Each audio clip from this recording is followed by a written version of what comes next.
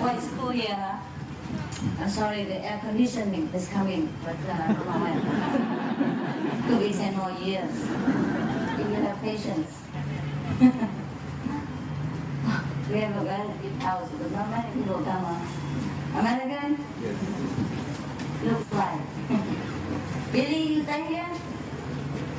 Eat again? Vietnamese? Yeah? From America? Yes. Oh, what's that? Why you eat like this? Oh, see over there, right? Yeah, just go to say hello. And see you later. Huh? How are you? 有没有中国人在那里？你们从哪里来？台湾来这边做这样啊？啊？台湾人来这边工作，怎么做这个样子呢？OK， 还好吗？好。How are you？ Thì tu số lá là mà tay tu sơn này Malaysia tu số có làm em plus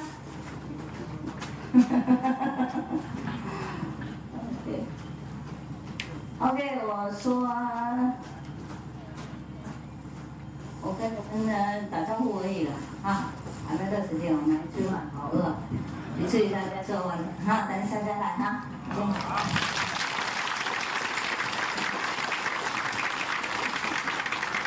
啊，这里给大家蒙住吗？啊？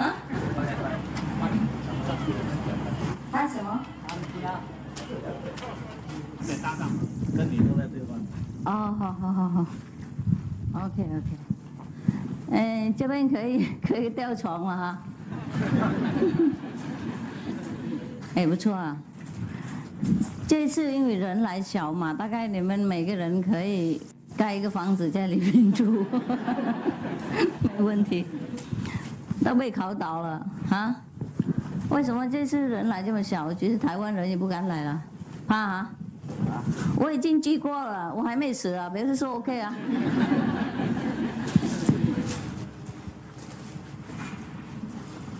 好，等一下见哈。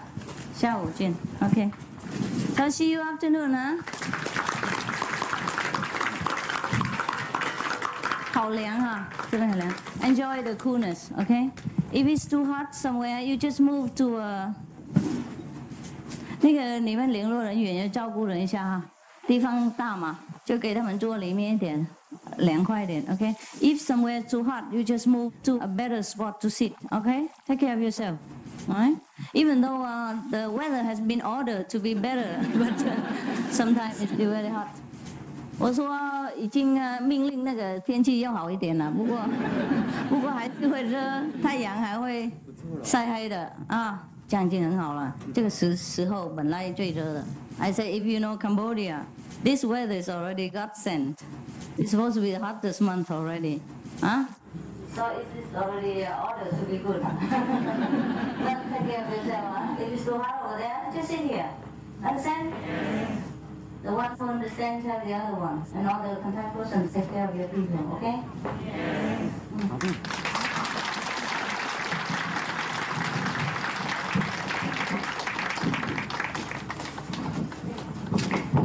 But don't worry, even the sun is expensive.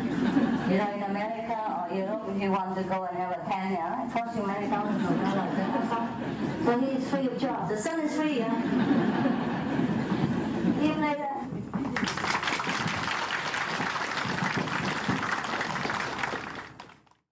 Did you meditate?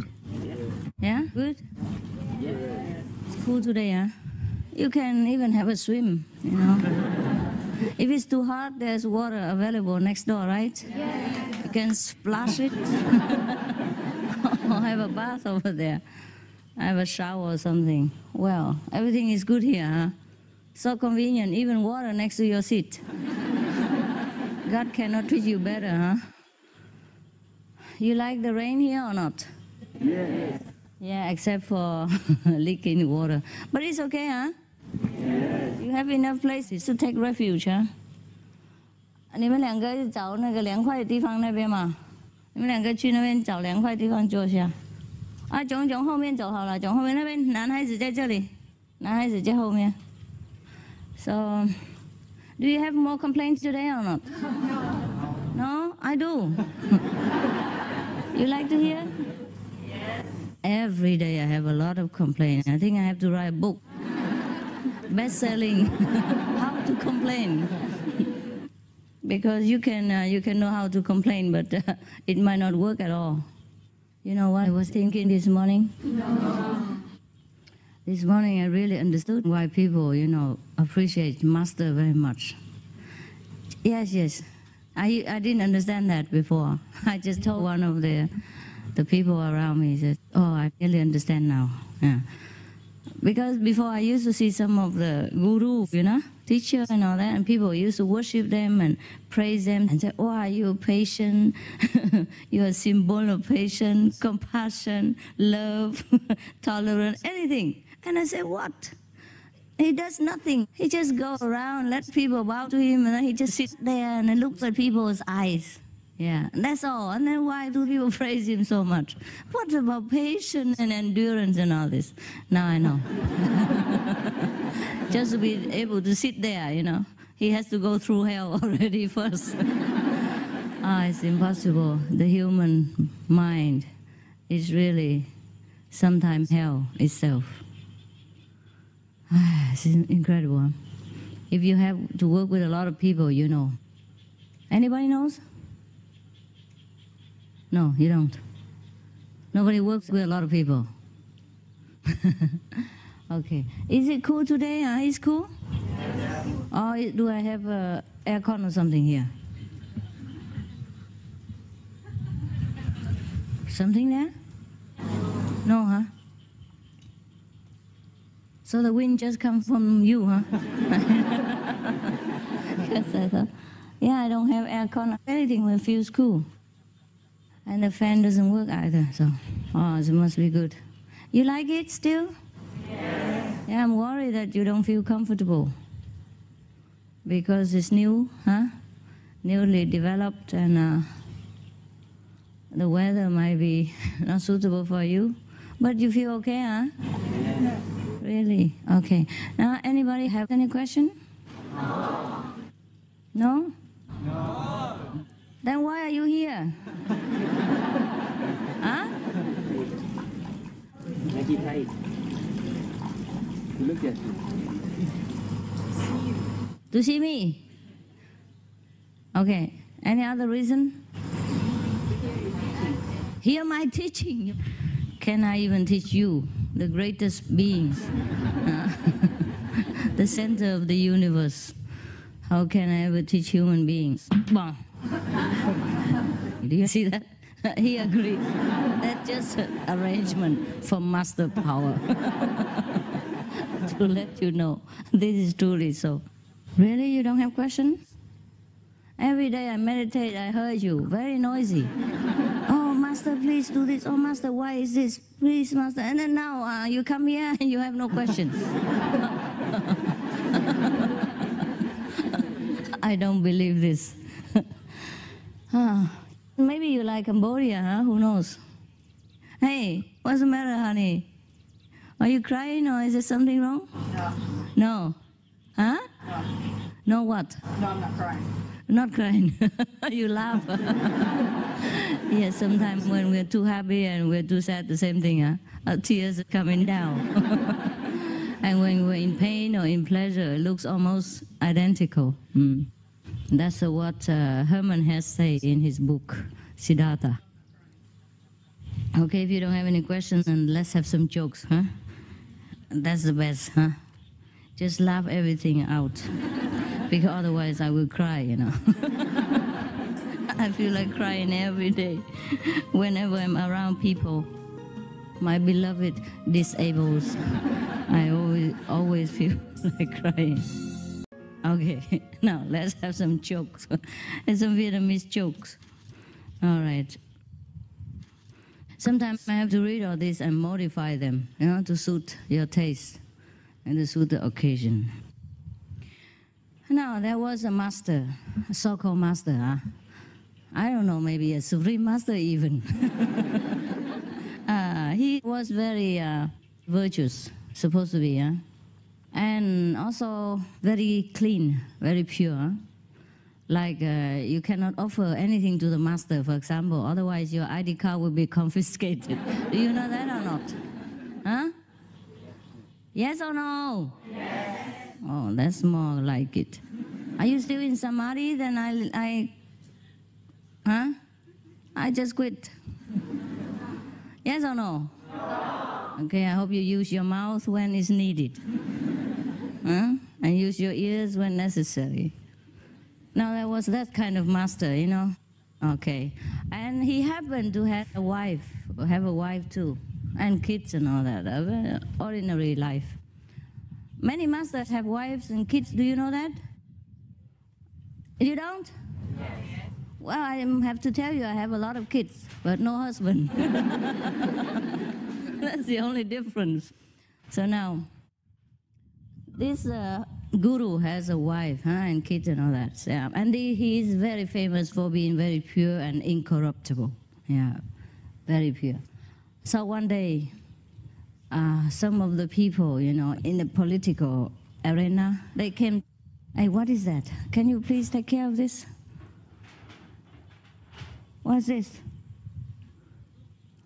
Go and have a look and take it away. Somebody. No. It's down there.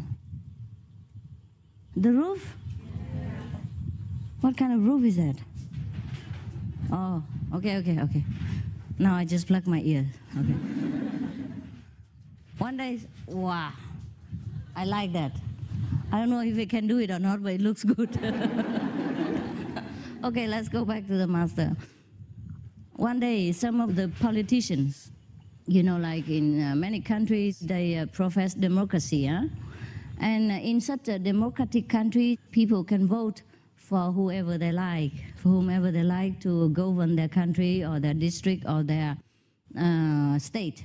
So in his state, some of the people were going to advocate themselves for governorship in that state.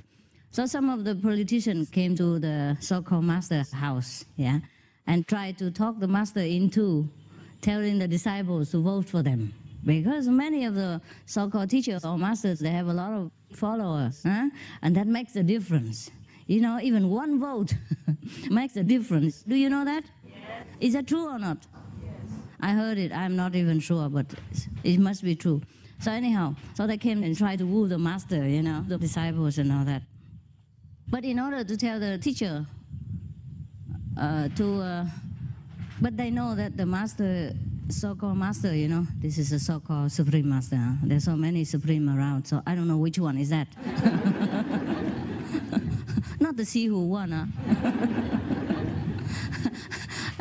They know that the master cannot be talked into bribery and taking things, so they try the wife. Normally it works. You know that very well.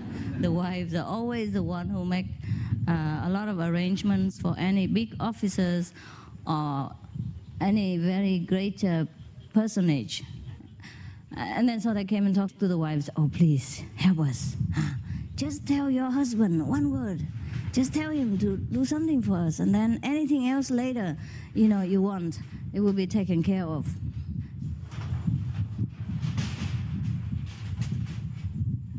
Thanks God. I cannot pretend to you that I'm 100% concentrated while something is rattling behind me. Sometimes I can, but not when I'm telling jokes. Now the joke is no more fun because it's just so choppy. Where were we now? Oh God. Is it okay? It's still fun? Yes. All right.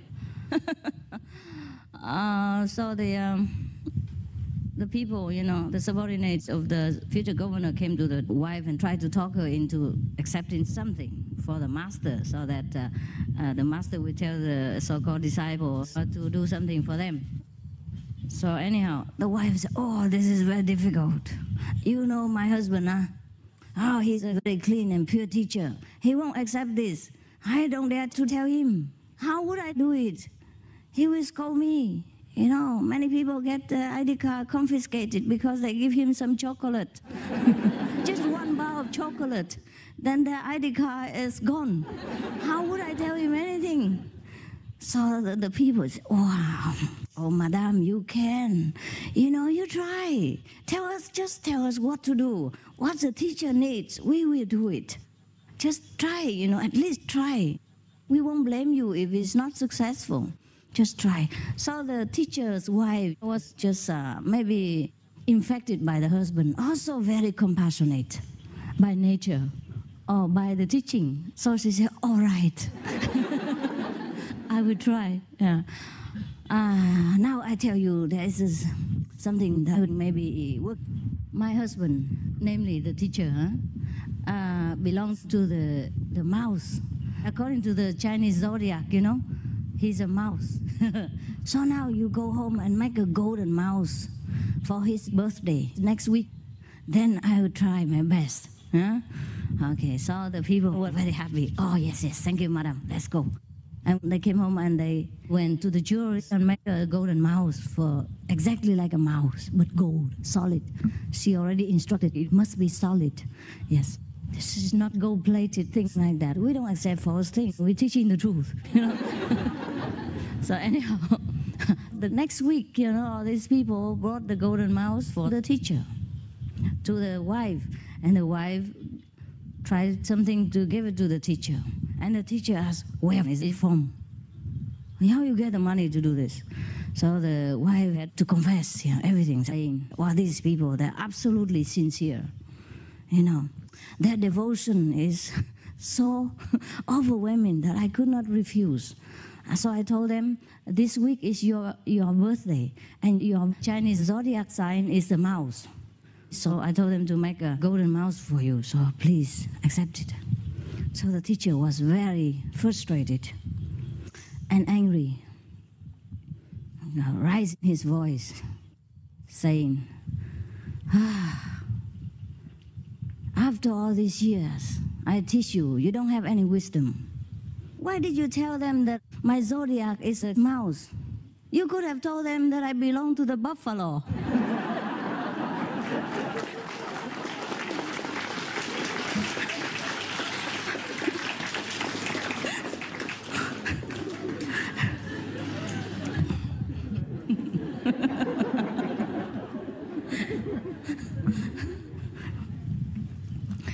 You like that, huh? Yeah. Okay. Yeah, so we do have some kind of practitioners and teachers. So choose which you want, okay? The mouse or the buffalo.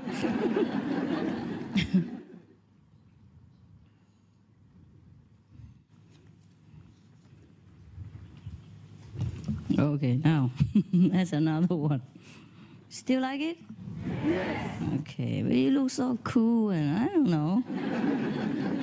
Are you really here? Yes. You with me? Yes. Okay, looks better now. Before, yes. No. You did eat lunch? Yes. Oh, yes. Now it sounds like you did. Before I thought somebody cut out your portion or something.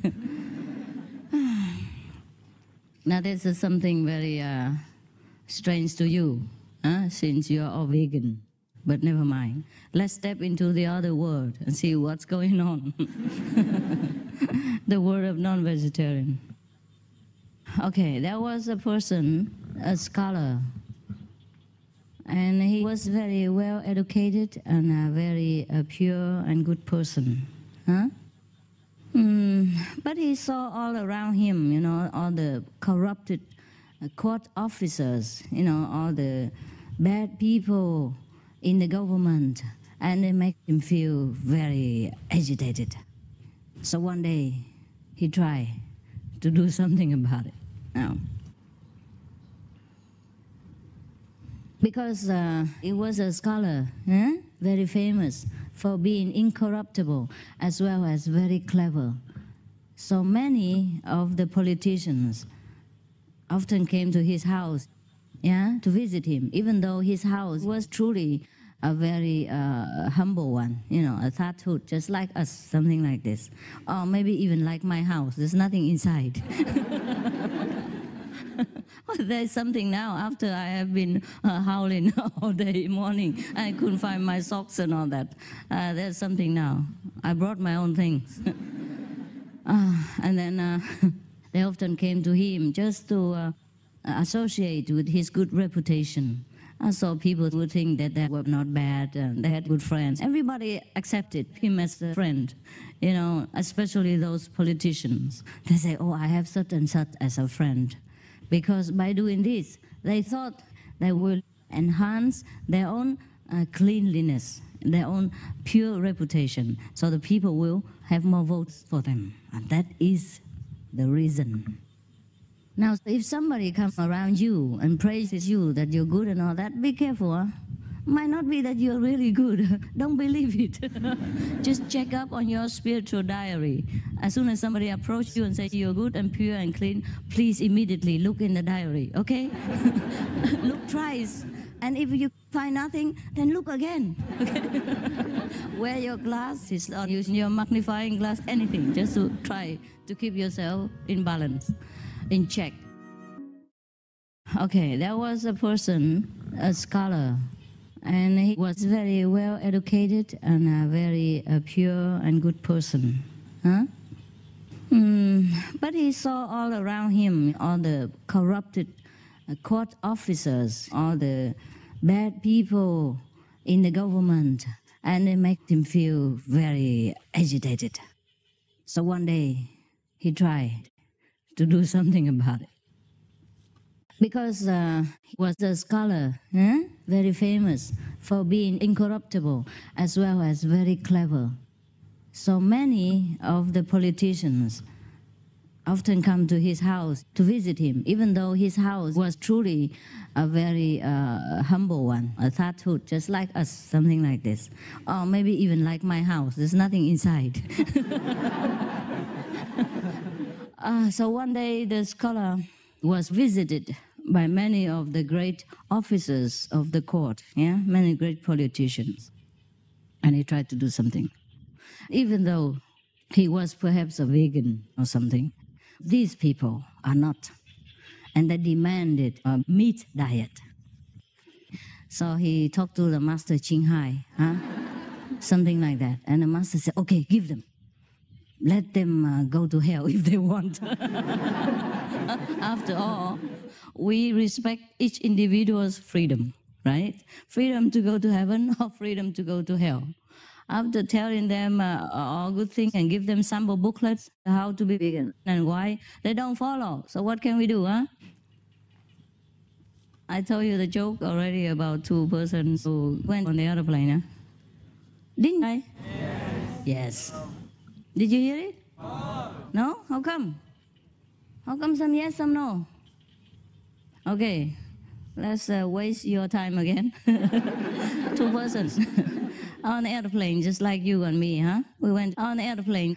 We needed to go somewhere. And then both of them ordered meat, huh? The next person ordered tofu because he was one of our practitioners, fellow practitioners. But the next two of them ordered meat. And then when the hostess come, the stewardess comes and say, oh, here is tofu for you. And here is pig for you. And here's chicken for you, for the two persons next door. And they protested. They said, no, both of us are pigs.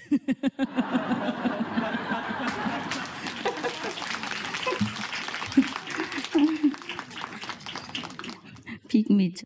So at least if you eat tofu, people can only say your brain are full of tofu. At least they won't say that you're a pig or dog or you're chicken or whatever, In Vietnam, if you say somebody you are dead chicken, then it's a very, very bad offense. Do they say that in America too? No? What do they call you when you are lousy?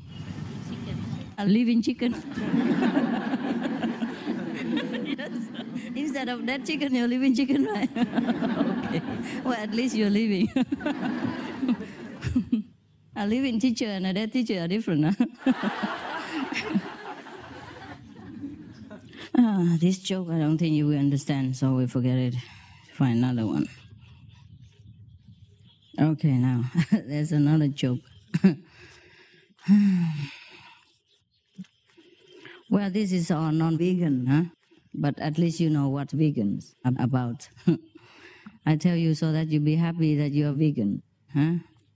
There was one person who was very rich, and he was very addicted to alcohol. One day, he happened to go out, and he worried that his servant at home will try to eat something of his food while he was away, or drink some of his good wine while he was gone. Even though he had already been very careful and picked a very stupid servant that was not so tricky and didn't know how to eat or steal things like that or to make excuses.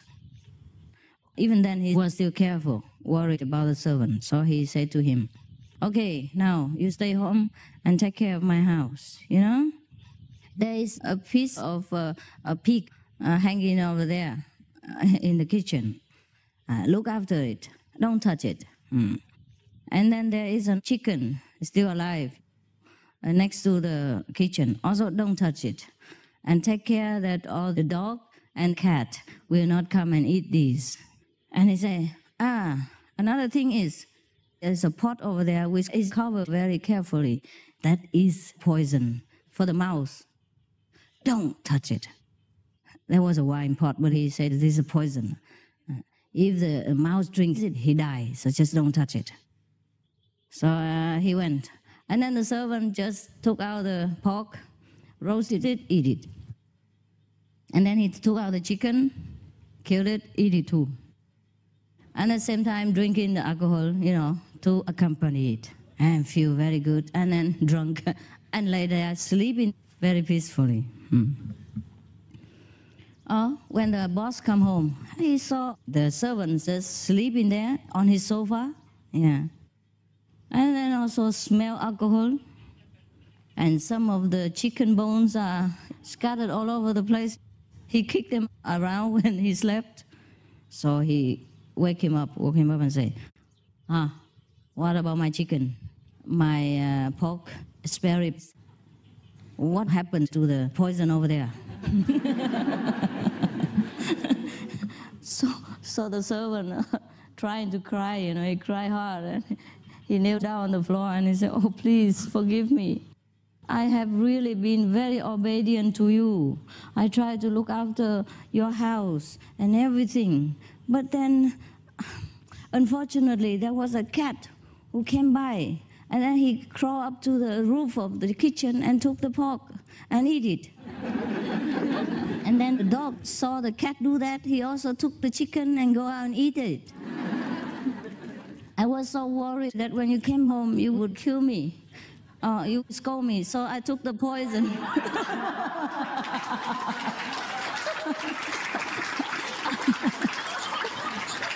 But how come I not died yet?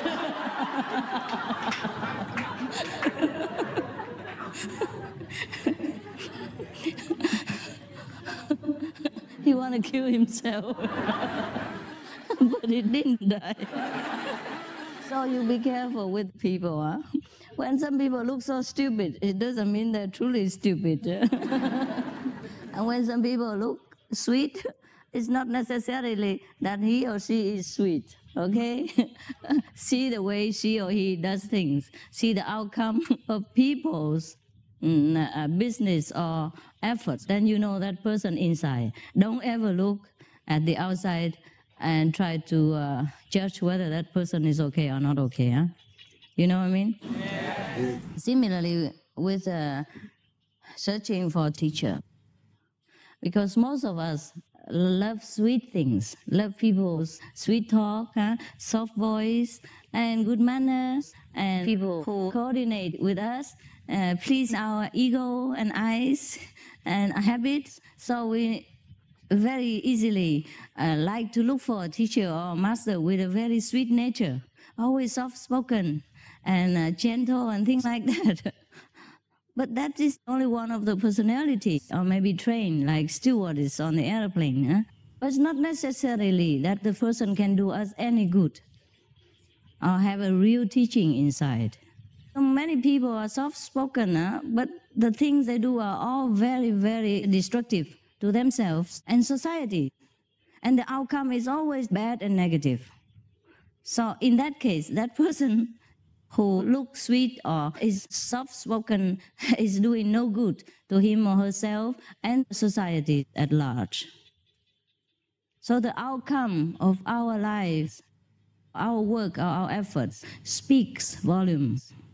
It's not how we look and how we react or how we live our life. Understand? Yes. So you have heard that the old times, Jesus even used a stick or something to chase these money changer away from the church. He turned the table upside down. It looked very ungrateful for a master. But he did tremendous good for mankind. He even sacrificed his life for us, or for his disciples at that time. And his good teachings still have a very, very good impact on a human race as a whole up to now. But many other soft-spoken, perhaps housewives or other officers have never done anything as great as that. And perhaps even did harm to themselves, to their family members, and society too. Because they didn't know anything better. Perhaps they were born with a vocal cord slightly defective. So then they speak very softly. Can't speak very loud. Or something stuck in their throat. You never know. So we have to be careful what we want and how we judge people. Don't judge their appearance, because it's always very deceptive. Is that not so? Yeah. Okay. There was a person who was very bad. Never practiced charity, or never ate vegan. I never followed Master Ching Hai. So of course, after he died, he went straight to where? Hell? You know where, That's a bad word, but you know where, Okay. Now he went to, you know where, And then the king of you know what told him, you are very bad. I'm going to punish you. You have been a very bad person. You have never helped anybody, never go to listen to Master Ching Hai teaching, and never done anything good. Never give anybody anything when they need it. Now I'm going to, fry you, deep fry in a very big pot of oil. That's what they do in hell. People are supposed to do like that. When you're bad, they just put you in the oil and fry you. Anyhow, so the person said, oh my God, please forgive me. I didn't know. I was ignorant. I didn't know Master Ching Hai exists. Well, I knew, but I didn't know she's good. What people told me, she just sit there and look at people's eyes or touch their head. Oh, what is that? How can I believe it? So please forgive me. And the king of hell said, no, definitely not. You are terrible. You're worse than anybody I ever seen. So your sin would be washed only by boiling oil. So there's no escape about it. Be prepared for your retribution. So he was crying and crying, but nothing helped. So all the devils were preparing the oil pot to put him in. And the oil pot was near boiling. And he said to the devil, this man, because he's very stingy, he said, look, it's very wasteful. Why don't you just boil a pot of water, put me in, and keep the oil?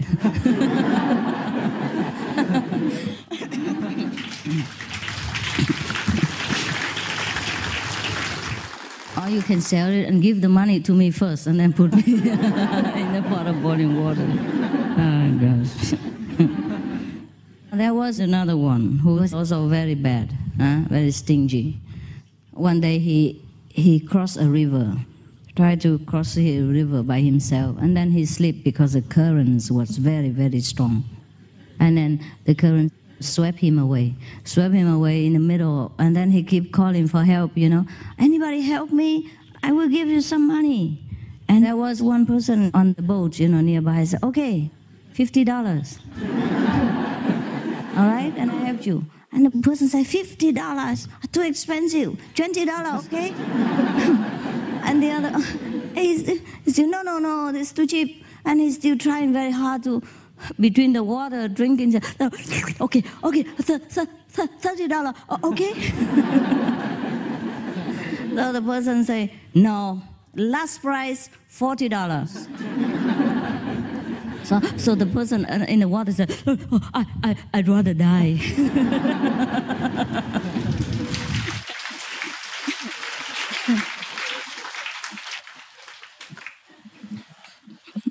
Too expensive.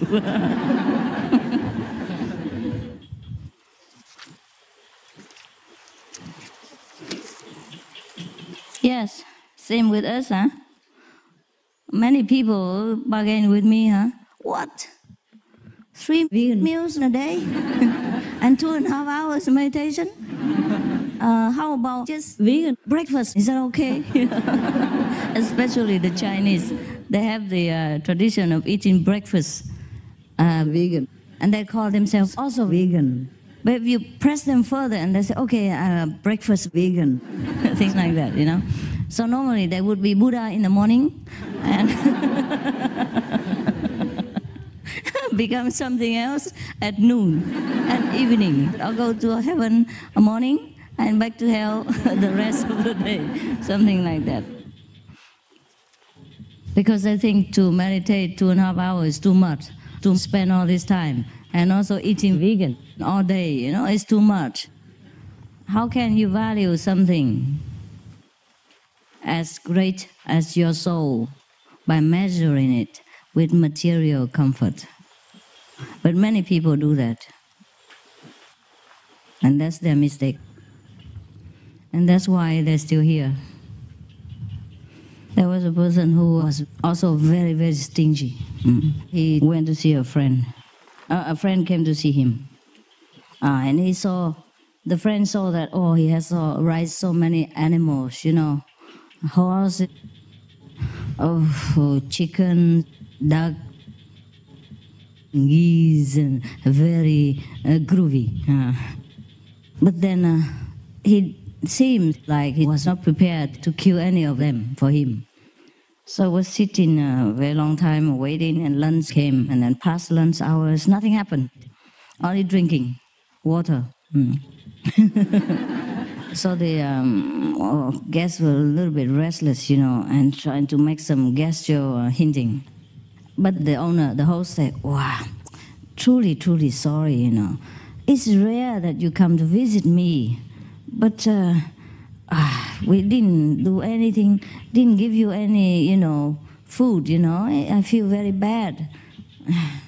I don't know how to find some meat for you to give you a really decent meal. So the guest, the friend said, oh, never mind. You take my horse, I have a horse there. Just kill it, and then both of us can eat together. The guest is more generous. Of course, he knows that he won't do that. The host won't do it. So the host said, oh, no, how can I kill the horse? And then how will you go home? Because you live very far away. That's what the guest waited for. So the guest said, oh, never mind. You have so many geese outside. Just lend me one. I will ride the geese to go home. You know what it means? Yeah. Very good hint, huh? So anyhow, if you're vegan, just tell people straight, huh? We only raise these goose and duck just for fun, huh? Not for you to eat, huh? Tell them. Then they have no trouble. Oh, you don't feel happy, huh? With all this goose, huh? There was a person. He was not skilled in medical knowledge. In fact, he never learned any medical skill at all. But then he liked to boast to people that he is a very good doctor. So every time if somebody was sick or something, he immediately open his book, and say, why? Take this and this together and then you'll be cured. One day, there was a person, but normally it was a very small thing, like a little headache or something. Then even if headache was not cured, nobody would bother so much, and they would find something else to drink, to take. But then one day a person who had so much stomach problem came to him. So he also immediately, in the night, in the middle of the night, actually he had enough compassion. He woke up, turned the light on, and then read in the book to see what is for the patient. Okay, so he told the patient to go home, get some of the ginseng, and then just cook it, Cook it until it's become concentrated, and then drink it. Okay, the patient did exactly like that until the morning and then died. And his family members sue the bush doctor for it. And then when the church asked him, how would you prescribe things like this that make people die? And the bush doctor say, what? I did my best. I do everything according to the book. This is a book, medicine book. I don't just talk nonsense. So the judge took the book and had a look. And then when he looked on the page where ginseng is listed, and it reads further like, if you have stomach problem and you drink the ginseng, then the next page say, die.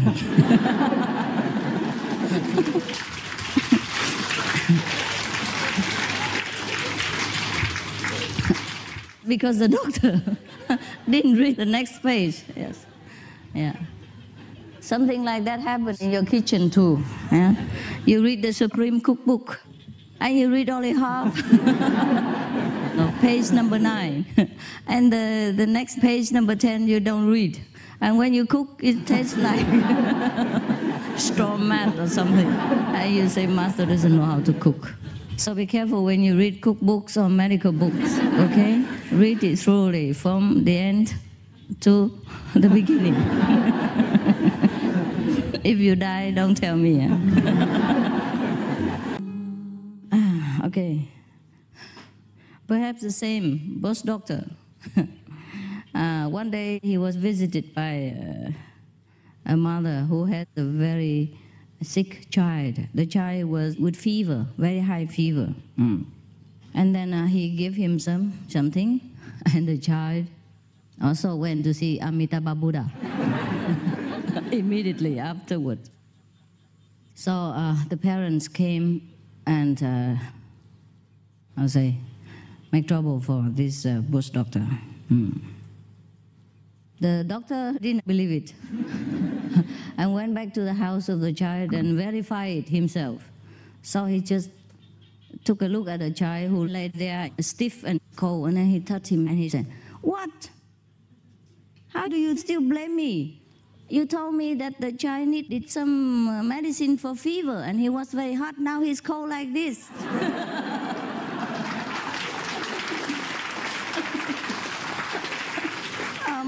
My medicine worked, you still blame me.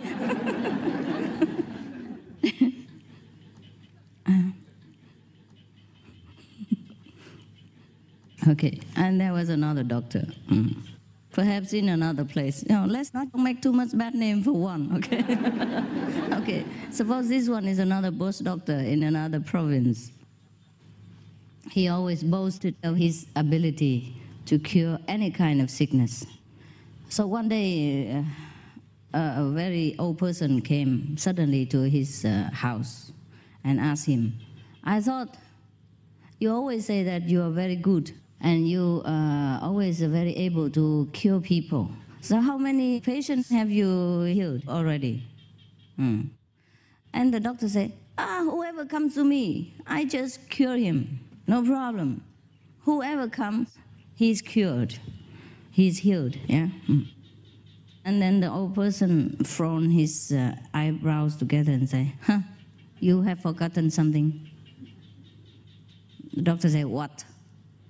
The old man said, last time you prescribed something for my grandson, and you promised us that take this medicine for 1 year, and then he will be cured. After he took it only for 1 month, he died already. So you have forgotten. Huh? How do you explain this? So the bush doctor said, you see? He's a very stubborn patient. I told him to take for 1 year, and he took only for 1 month.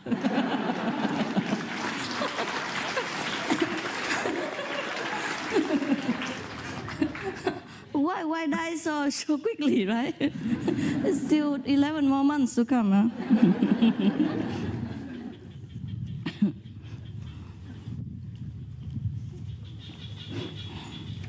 So, there was another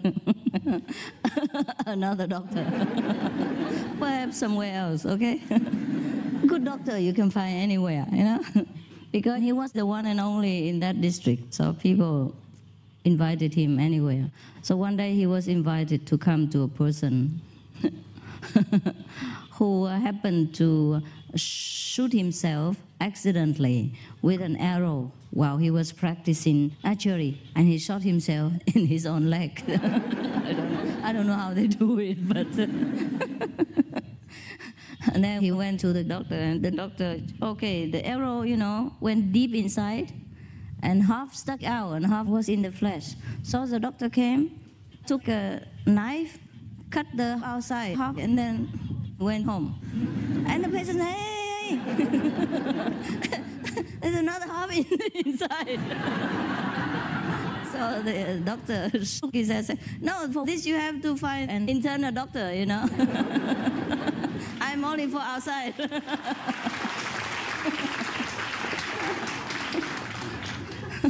How you call this? How do you call the doctor who only takes care of the outside things? Yes, I'm only a general doctor. You have to find an internist, huh? Internist, huh? It's cute. You have to go to 2 doctors.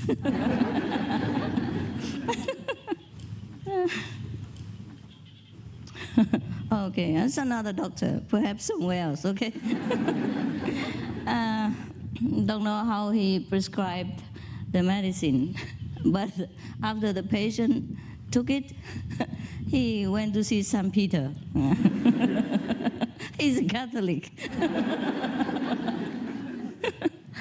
So he went to visit St. Peter, never returned again. Anyhow, so of course the family members didn't like that, and then came and sued him. But the doctor came and bowed to them and pleaded with them, please be considerate and don't make trouble for him, because even though he's a doctor, he's a bush doctor, he doesn't have much money, he can't afford to go to the court and anything like that. Even if they sue him, there's nothing good for them because he don't have enough money to pay them anyhow. So whatever else they can do, just try their best, but just don't take him to court and make trouble. Okay, so after a while like this, the family members also felt very, softened and felt sorry for the bush doctor. So they say, okay, well, at least you come and carry the dead body to the grave and dig the grave and all that. Then take care of all the funeral service, then it's all right. Then let's call it even. And that's the best already we can do for you. We already feel so much pity for you, so that's okay, huh? So the doctor said, okay. So on the day of burial, he, his wife, and the son, and the son's wife, carry the coffin, both sides, on the 4 sides. Carried, because in the old times, they didn't have car, so they carried on their shoulders, 2 persons in front, 2 persons in the back. So after they walked for a while, and the doctor felt very, very tired. He was old, and skinny. And he said, I tell you what, to be a human being, never ever learn to be a medical person. To be a human being, never learn medicine. So his wife sighed, said, yeah, you learn medicine, you make trouble and suffering for your wife and kids. And the son added one sentence and said, "Oh my God, his head is very big. And you have the feet, is even better than me. I'm in the front, the head is very heavy. I nearly couldn't walk anymore." And so the daughter-in-law, at last she said, "Okay, father, next time you want to heal somebody, please pick a skinny one."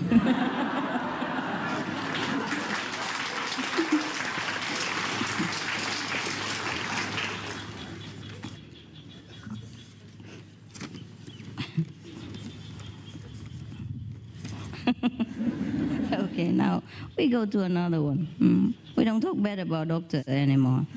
We talk bad about somebody else. There was a person. In Vietnam or in China, they have a person like a priest in the Catholic Church, to go to the funeral service, and read prayers and things like that for the people, to pray for the people. People like that. But this person happened to be illiterate. So he didn't know much about how to write many things. So when he came in, he had to prepare a speech to talk for the dead. And you have to insert the dead people's name in it. Like, so-and-so, Mr. X, Mr. Epsilon have died today, and please, all the hosts of heaven take him. And he has been a good boy, or things like that, So anyhow, this person was illiterate, and he couldn't write down the name. And the dead person happened to be Mr. Round, Round? Yeah. Mr. I'll say William Round. So he didn't know how to write round. So he said, "Oh, never mind." He just put a round shape, a zero shape in it. And say, William, he could write. William, he made phonetic for himself, William and Round. He put a circle in it, and so on. Because the other formula he already learned by heart, so he didn't have to even know. He learned already. Even if he read the formula, he didn't have to read it. But the name he had to insert in it. Just like when you go for initiation, you insert your name in the empty spot. But please don't make a circle if your name happens to be round. And many people in the village knew that this guy was not very well educated. And it happened that this person was William Round. So anyhow, they saw him write the formula with a circle, and they were laughing. So they waited until he went in the bathroom or something, and they just mischievously put a stripe on it? A slash on it. Oh, yes. Put a slash next to the the circle like this. You know what I mean? No, they do it like this. Like this. So in Vietnam, there are people who make the coconut. They cut the coconut and then put a handle on it and drill the handle in between to get water out with it, from the bucket, Like what in English? A scoop. Like a big scoop. Big scoop, huh? Ladle. Ladle, huh? Okay. So it looked like a ladle, huh? So when the priest, country priest came back, and he read it. I am today, the 10th of April, 1996. All heaven and earth hear me, bang, bang. There was a good person, namely Mr. William Ladle.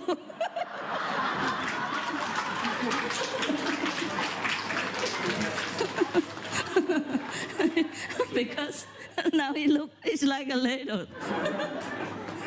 So people stop him. They couldn't stop laughing because they know what they did. I say, hey, his name is Round, not Ladle. Why you read the wrong name? He say, huh?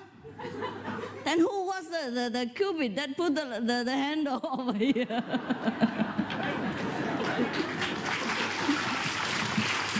Okay.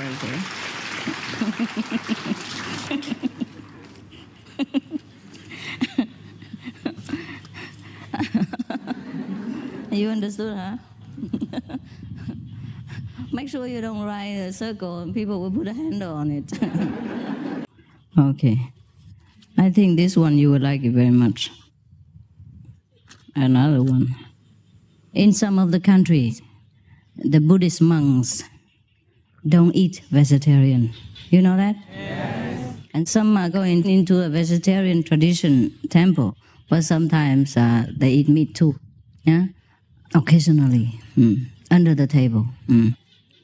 No, maybe on top of the table, but behind closed door. Things like that. If he happened to be an abbot, abbot, then it's very easy for him to eat what he likes. So one day he ate some dog meat. One of his small monks, novice, came in and smelled it. I said, "Oh, master, what is that you eating?" So the teacher, the head monk said, "I'm eating tofu."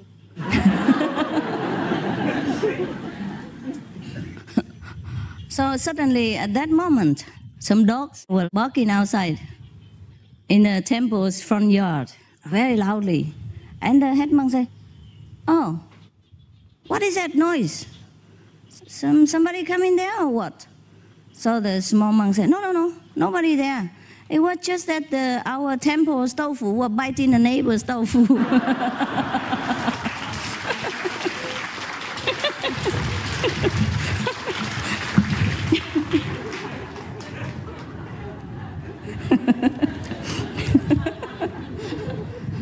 I'm sorry, Korean monks. You have some Korean monks in here or not? Yeah, laughter is very good for you, huh? Good for me too. And I feel relieved sometimes because this world is too serious for me. Sometimes it depresses you, huh? You just have to laugh at many things in order to survive. There was a person who had so much debt. He owed practically everybody something in the village. And every day some people come and want him to repay the debt. But he always say, "I cannot, please come next time again." And one day he came back home, and many of his creditors were sitting all over the steps, outside the staircase, and inside the house and all that. So he came to one person who sat, under the sun. Or the most outside, was under the sun. And he said very, whispering in his ear, say, "Please, come back tomorrow, early, around 7 in the morning." So that person was very happy, and went back home. And after all the creditors had nothing from him, also left. And the next day, that person came very early, about 7 o'clock in the morning. The creditor, the one who sat the most outside, he came, and he just sat there waiting, sat in the living room waiting. And the one who had that gave him water and things like that. And he sat there and waited for a long time. And he didn't, nothing moved, nothing happened. So he said to the one who owed money, he said, "Didn't you tell me yesterday to come early? Because I thought you wanted to repay me or something and not to let other people know. That's why you told me to come early today. Is that not so? How come you don't talk anything about it yet?" So the one who owed money said, "Oh, yesterday I saw you sat in the sun and very far away, so I told you come early so you have a better seat."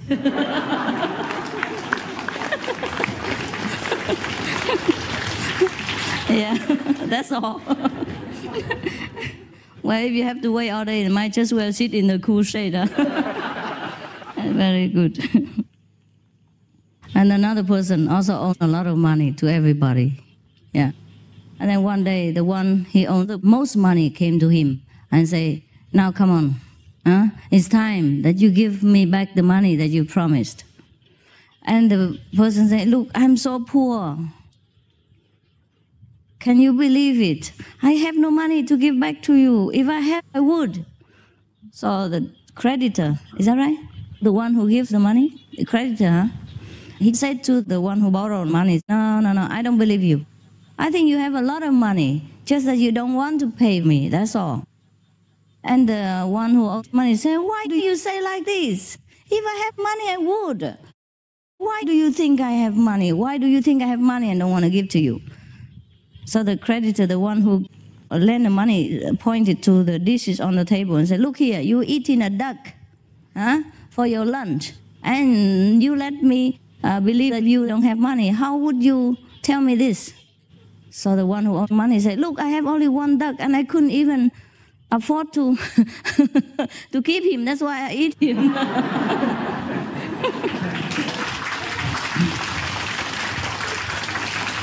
That's no good for vegans, you know. At least if you eat tofu, people believe that you don't have money. You don't have to make any excuses. Okay, there was a person who liked to flatter those in high positions, like officers, mayor, governor, things like that. One day he went to a mayor's place and immediately came in and said, wow, Your Excellency, I must congratulate you. And the mayor, although knew that this person was up to no good and good for nothing, but still was surprised and said, what is it that you're congratulating me about? So the person said, wow, yesterday I saw it with my own eyes. The whole herd of tigers live in your district. Because, you know what, you're such a virtuous person that even tigers cannot stay in your district. They had to leave to the next one. So the mayor feel very bad about it, you know. He couldn't swallow it, but he didn't know what to say, so he just kept quiet. He knows it's a flip, it's a hoax, but he just didn't know how bad this person can be. He just had to be speechless, you know, feel very funny. So he just laughed a little bit and then forgot it. And at that moment, right at that moment, some of his subordinates came in and said, oh, so many of our district people are stuck in protest outside because tigers are eating our people. Even last night, 3 persons were killed by the tigers, and they're asking us to do something about it. And so the mayor turned to the flatter person next to him and said, I thought you said all the tigers have left my area. How come they still kill people? And that person was kind of very embarrassed and said, well, maybe the neighbor cities' mayors are also very virtuous persons. So the tigers don't know what to do. They have to return.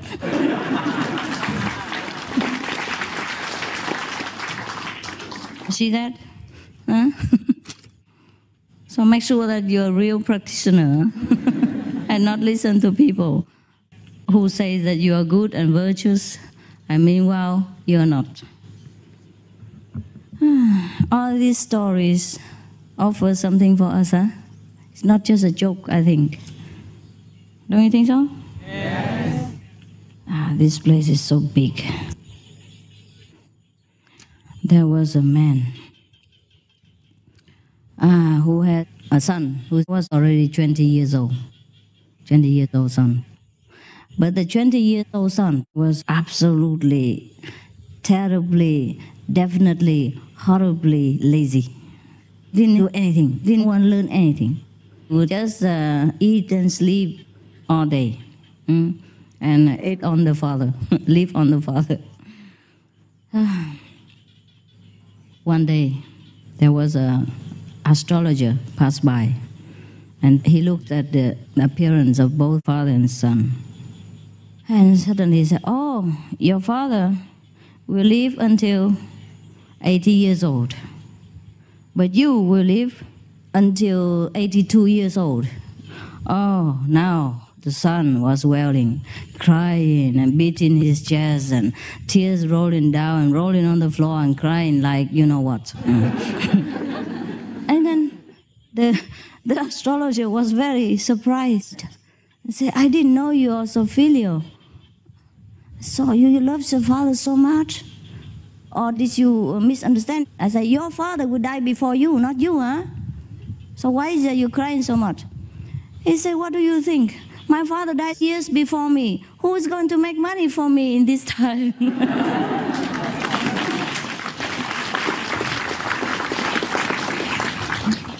Terrible, huh?